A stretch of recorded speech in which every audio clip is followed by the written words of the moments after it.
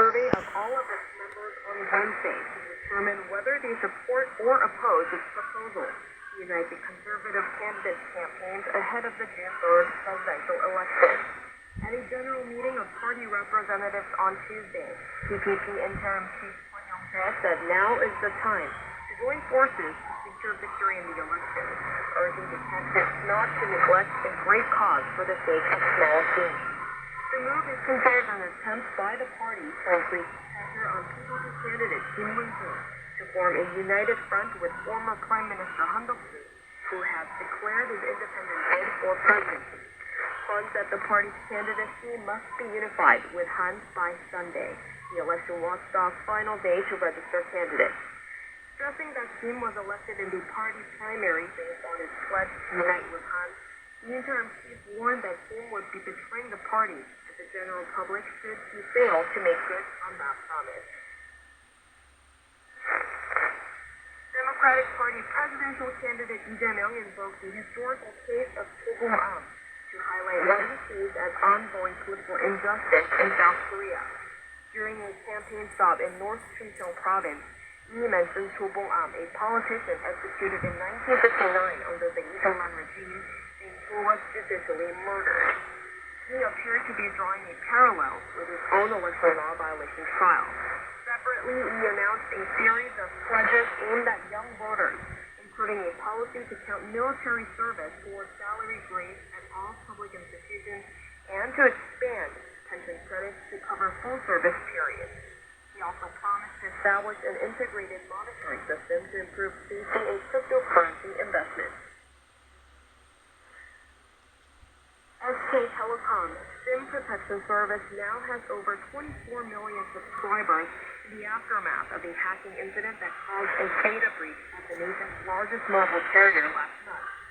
In a press briefing Tuesday, SKT said it expects virtually all 25 million of its subscribers to be enrolled in the service by Wednesday.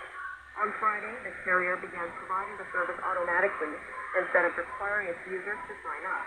The 25 million tally includes users of mobile virtual network operators with more affordable service plans.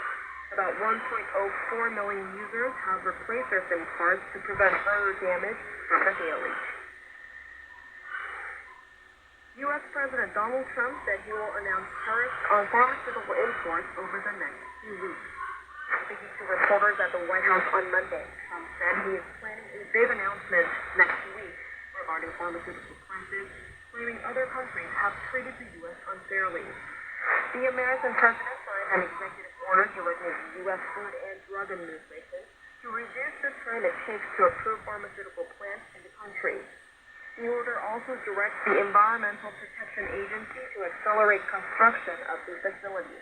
In an apparent bid to encourage domestic manufacturing, last month, the Trump administration ordered an investigation into the impact on national security of relying on imports of pharmaceuticals and semiconductors.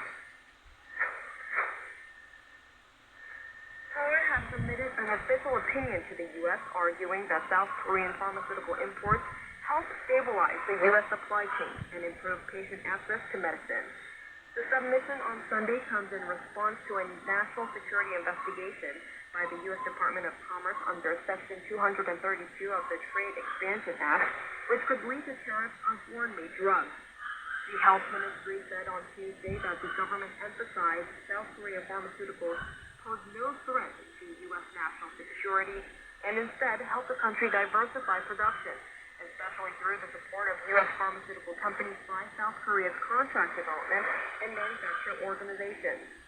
The opinion also pointed to joint efforts during the COVID-19 pandemic as proof of the alliance's value in bolstering health security.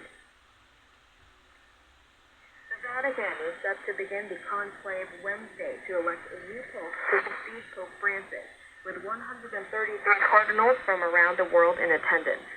Speaking to reporters, Cardinal John Paul Vesco of Algiers said the formation of a college of cardinals has begun, adding that there are many candidates fit to become the next pope.